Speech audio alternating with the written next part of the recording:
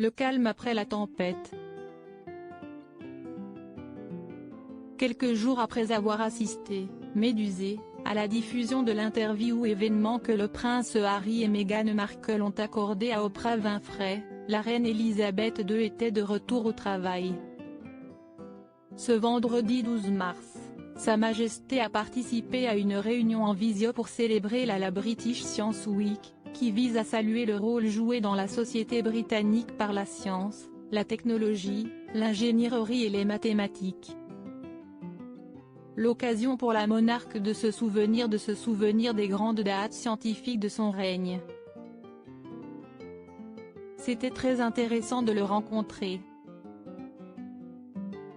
Et je suppose qu'être le premier, c'était particulièrement fascinant, a plaisanté Elisabeth II, qui l'a accueilli à Buckingham Palace en 1961.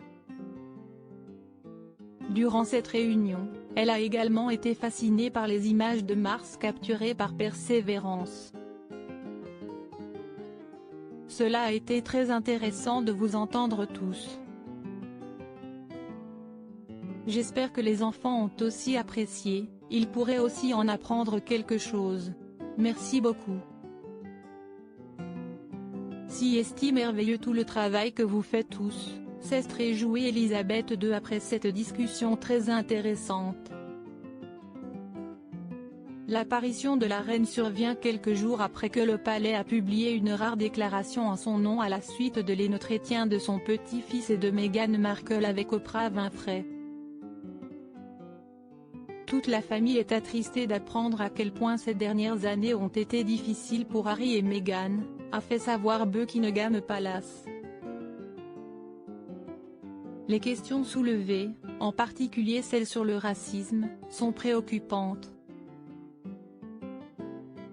Bien que certains souvenirs puissent varier, ils sont pris très au sérieux et seront traités par la famille en privé. Harry, Meghan et Archie seront toujours des membres de la famille très aimés. Les deux camps sont prêts à se réunir et à s'unir quelques jours après la publication de ce texte laconique. Le prince William a été le premier à réagir publiquement aux propos du prince Harry et de Meghan Markle, en affirmant que la famille n'était pas raciste.